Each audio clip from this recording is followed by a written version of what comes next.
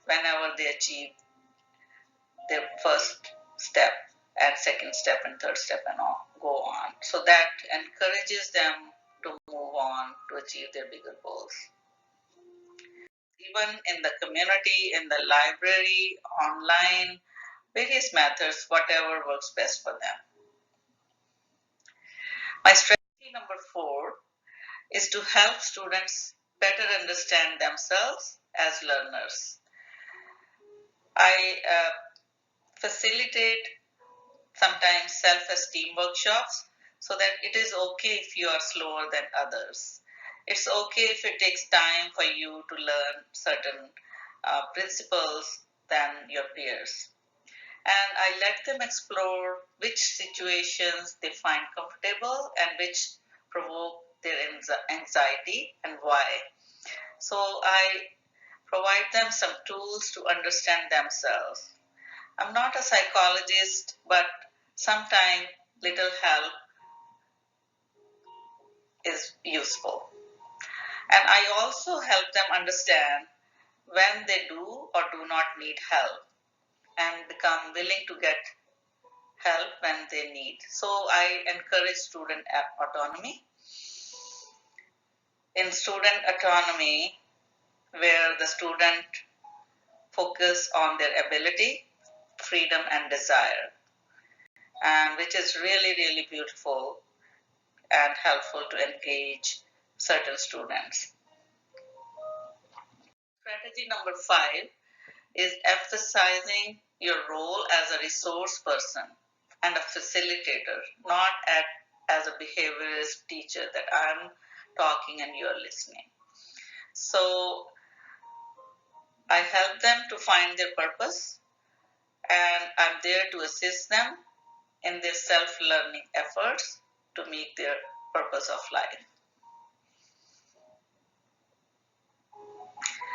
My strategy number 6 is demonstrate some empathy, that I understand what they're going through. And these students need some determination and confidence and a sense of belonging, which I provide them, that I'm there for them. I validate their weak points. I act like a life coach and a motivator for them, which is sometimes really, really helpful. My strategy number 7, to not give up. I never give up on my students because my role as a teacher and facilitator is not to become a how beautiful and how successful teacher I am, but my role is to provide my students some tools to achieve their goals. So I use these principles of self and safe environment, supportive environment. I'm available for interaction with them and I help them stay engaged in the class. So I use these references and I downloaded the pictures from Google from free download, and these articles were really, really helpful. Hope you enjoyed my video and I encourage you to leave some comments. Thank you for watching my video and I invite you for positive constructive feedback. Thank you.